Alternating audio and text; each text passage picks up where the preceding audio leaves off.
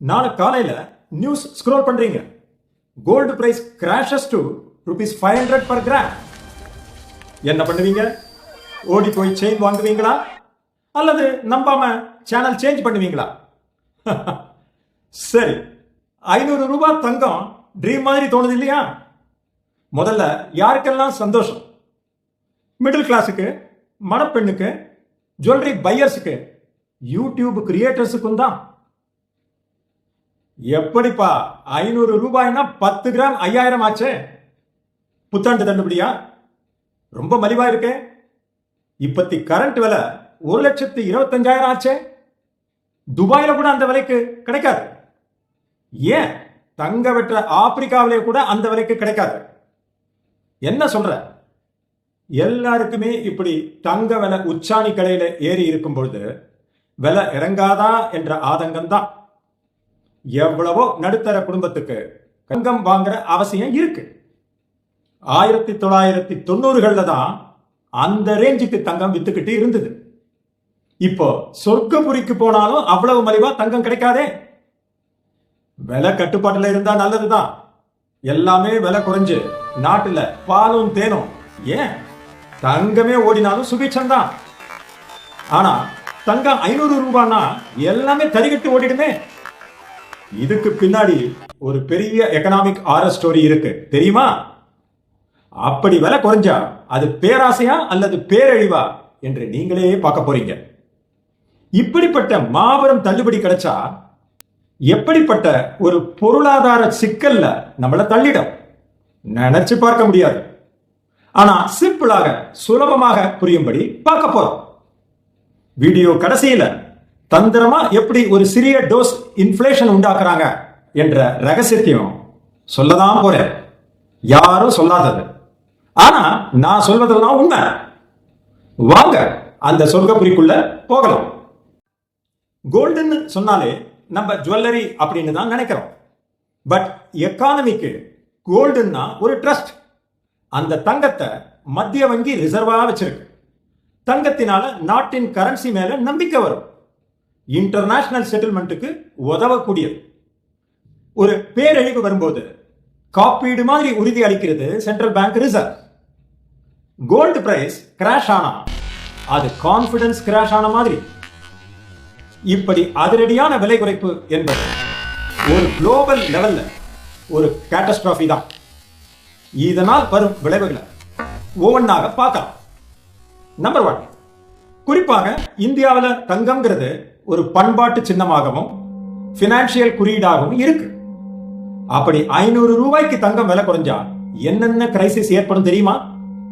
நம்ம எல்லாருக்குமே தெரியும், தங்கம் தான் எங்கும் ஒரு சேஃப் ஹேவன், அதாவது கடைசி புகலிடமாக இருக்கு.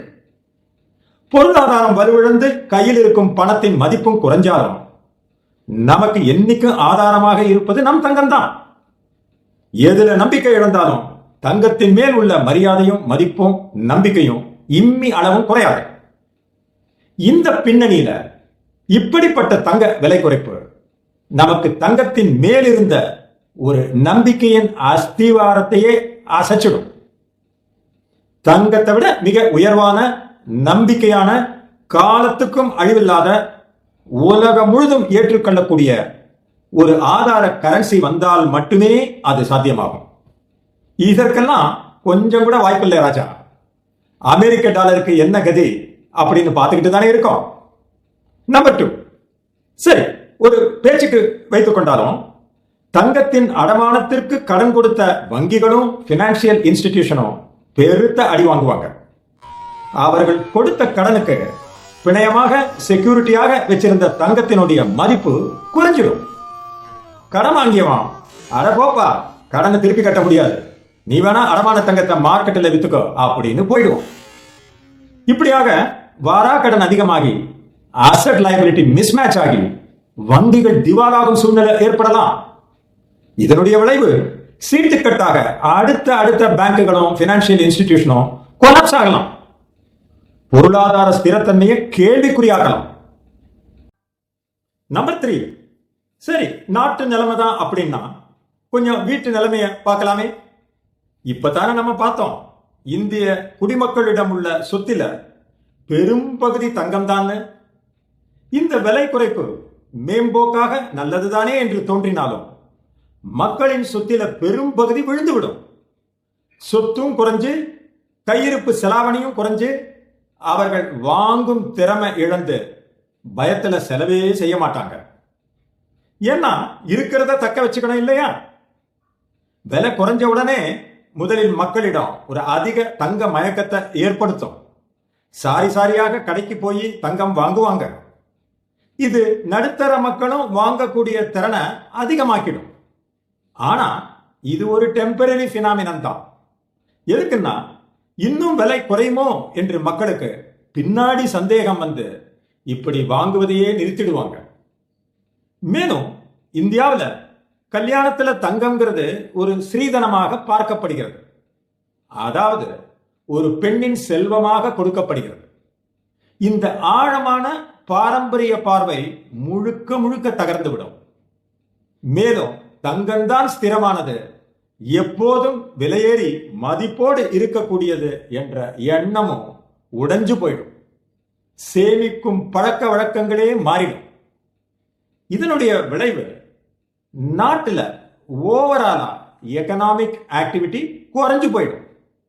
நம்பர் 4, ஜுவல்லரி மார்க்கெட்ல இதனுடைய பக்க விளைவு மிக பலமாக இருக்கும். அவர்களுடைய ரா மெட்டீரியல் ஆன தங்கம் விலை திடீர்னு சரிவினால அவர்களுடைய கையிருப்பு தங்கத்தின் மதிப்பும் மேலும் செய்யக்கூடிய ஆபரணங்களின் விலையும் புதிய கணக்கில் தத்தளிக்கும். மேலும் அவங்களுக்கு கிடைக்கக்கூடிய தங்க வரத்தும் டிமாண்ட் இல்லாம குழப்ப சூழ்நிலையை உருவாக்கிடும். நம்பர் 5, அடுத்ததாக இந்தியா உள்பட பல நாடுகள் தங்களுடைய ரிசர்வை மேம்படுத்த தங்கத்தை நோக்கி ஓடிக்கிட்டே இருப்பாங்க. அது இப்போ ஹர்டில் ரேஸாக மாறிடும்.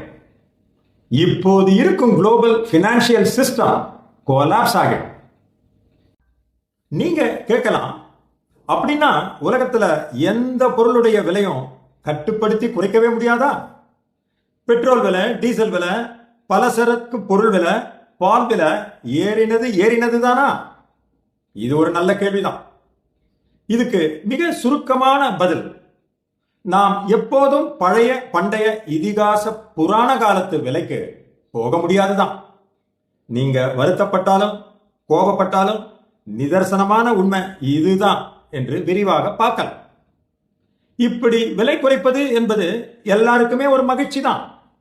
ஆனா இது மிகவும் ஆபத்தான ஒரு டீஃப்ளேஷன் சிச்சுவேஷனுக்கு கொண்டு போய் விட்டுடும் அப்படின்னு வல்லுநர்கள் எச்சரிக்கிறாங்க. அது என்ன டீஃப்ளேஷன்? கொஞ்சம் விரிவாக பார்க்கலாமா? நம்ம மக்கள் ரொம்ப உஷாரான பார்ட்டி.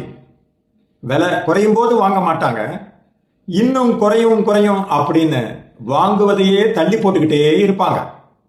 இதனால சேல்ஸ் குறையும், உடனே கம்பெனியின் உற்பத்தி குறையும், லாபம் குறையும், கம்பெனி வேலை இழப்பை ஏற்படுத்தும். இது எப்படிப்பட்ட ஒரு சிக்கல்னு உங்களுக்கு இப்போ புரிஞ்சிருக்கும்னு நினைக்கிறேன். இதனால அரசும் சென்ட்ரல் பேங்கும் ஒரு மிதமான இன்ஃப்ளேஷன் மெயின்டைன் பண்ண நிர்பந்திக்கப்படுறாங்க. அப்படின்னா குறைஞ்ச விலையை கொண்டு வருவது ஒரு அரசின் கடமை இல்லையா என்று நீங்க கேட்கலாம்.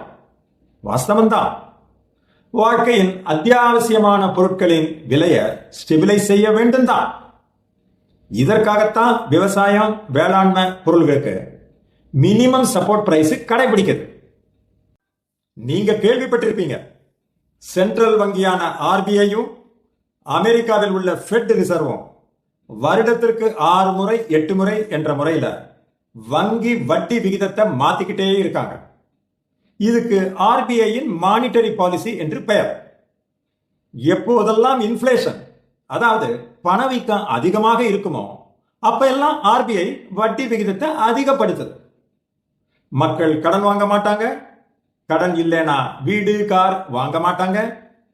அப்ப வாங்கும் திறன் வெகுவாக குறையும், டிமாண்டும் குறையும், அதனால இன்ஃப்ளேஷனும் குறையும் என்று ஒரு கணக்கு தான். அதாவது சென்ட்ரல் வங்கியானது அலைபாயும் விலையை மேனேஜ் பண்ண முடியுமே தவிர ஒருபோதும் மிக பண்டைய காலத்து விலைக்கு போக முடியாது. அதற்கு டைம் மெஷின் வேண்டும். மேலும் அப்படி போனால் பொருளாதார சீர்கேடு தான் என்பதை மிக தெளிவாக பார்த்தோம். என்னடா இவன் விலையை ஏன் குறைக்க முடியாது என்பதற்கு பலவிதமான காரணங்களை அடிக்கிட்டே போறானே என்று நீங்க நினைக்கலாம். ஏன் இன்ஃப்ளேஷன் ஆபத்துன்னா அதுக்கு எதிரான மாற்றாக டீஃப்ளேஷன் நல்லது தானே என்று நீங்க நினைக்கலாம். அதையும் தான் கொஞ்சம் ஆராய்ஞ்சு விடுவோமே. அதை உங்களுக்கு சிம்பிளா சொல்லிடும். இன்ஃப்ளேஷன்ங்கிறது காஸ்ட் ஆஃப் லிவிங் அதிகமாவதை குறிக்குது. எதை தொட்டாலும் எங்கே போனாலும் விலை ஏறிக்கிட்டே போகுது. வாஸ்தவம் தான், அதை கொஞ்சம் ஸ்டெபிலைஸ் பண்ணணும் தான். ஆனா அதுக்கு மருந்து டீஃப்ளேஷன் இல்லை. டீஃப்ளேஷன்ங்கிறது ஒரு எக்கானமியே கொலாப்ஸ் ஆக்கிவிடும். அதாவது அடிமட்ட விலை, அதனால் வாங்குவது குறைவது, அதனால் விற்பனை இறக்கம், அதனால் லாபம் குறைவது, அதனால் கம்பெனி இழுத்து மூடுவது, அதனால் மக்கள் வேலையை இழப்பது போன்ற ஒரு சைக்கிள் அல்லது வட்டத்துக்குள் சிக்கி விடுவோம். அது மிகவும் டேஞ்சரஸான சிச்சுவேஷன். ஒன்னு புரிஞ்சுக்கோங்க, இன்ஃப்ளேஷனை எப்படியாவது சமாளிச்சுடலாம், அது டெம்பரரி தான். மானிட்டரி பாலிசியை கொஞ்சம் இப்படி அப்படி டிங்கர் பண்ணி தட்டி கொடுத்துடலாம். ஆனா டீஃப்ளேஷனை, அதாவது நம்பிக்கை இழந்து போச்சுன்னா அதை எப்படியுமே தூக்கி நிறுத்த முடியாது. அது பர்மனன்ட் டேமேஜ். அதுக்கு தான் மினிமம் 2% இன்ஃப்ளேஷன் ஆவது குஷன் மாதிரி தேவையா இருக்கு. அதனால சென்ட்ரல் வங்கியானது அதிக இன்ஃப்ளேஷனும் இல்லாம ரெசஷனும் இல்லாம உன்னிப்பாக கவனித்து செயல்பட வேண்டும். இத கோல்டி லாக்ஸ் சினரியோ என்பாங்க. இங்க பாருங்களேன், அங்கேயும் கோல்டு தான் வருது. வேடிக்கை தான். சரி, அது என்ன கோல்டி லாக்ஸ் கதை அப்படிங்கிறதையும் பார்த்துடலாமா? கோல்டி லாக் என்பது ஒரு ஆங்கிலேய ஃபேரி டேல் கதையாகும். அதன் சாராம்சம், வாழ்க்கையில எல்லாவற்றிற்கும் 3 நிலைகள் உண்டு. 3 நிலைகள் இருந்தாலும் எல்லாவற்றிற்கும் மையமானதுதான் சிறந்தது என்கிறது அந்த கதை. இந்த கோல்டி லாக்ஸ் கதையை எப்படி பொருளாதாரத்துல பின்பற்றுகிறாங்க அப்படின்னு நீங்க கேட்கலாம். இன்ஃப்ளேஷன் ஒரு பக்கம்னா டீஃப்ளேஷன் இன்னொரு பக்கமா இருக்கே. ஒரே அடியாக ஒர்க்கர்ஸ் டீஃப்ளேஷன்ல வேலை இழப்பதை விட சிறிதளவு இன்ஃப்ளேஷன் எப்படி சிறந்தது என்று தெரியுமா?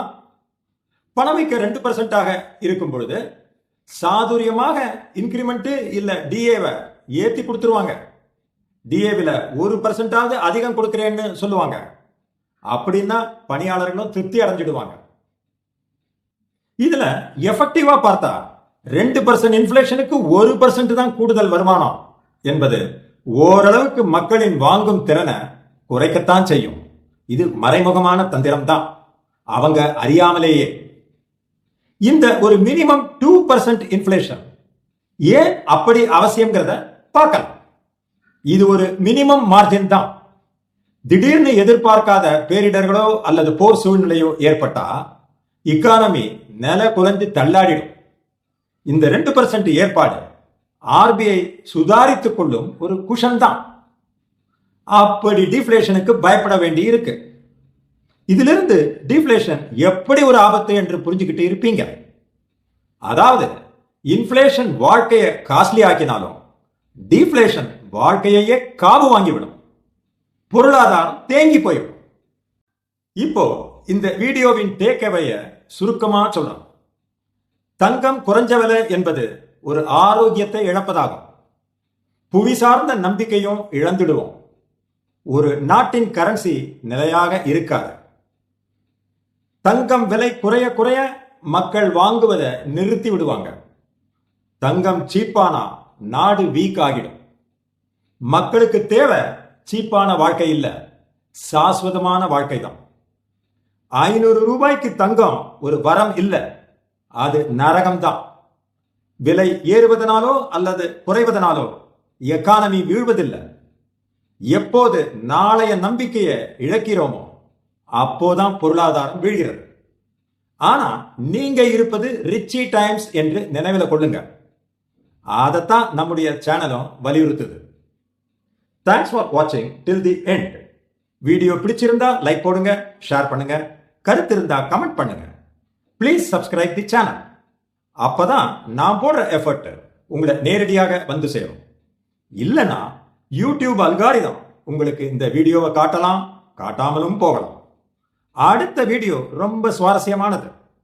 So please ensure the subscription to receive the next video. Thank you.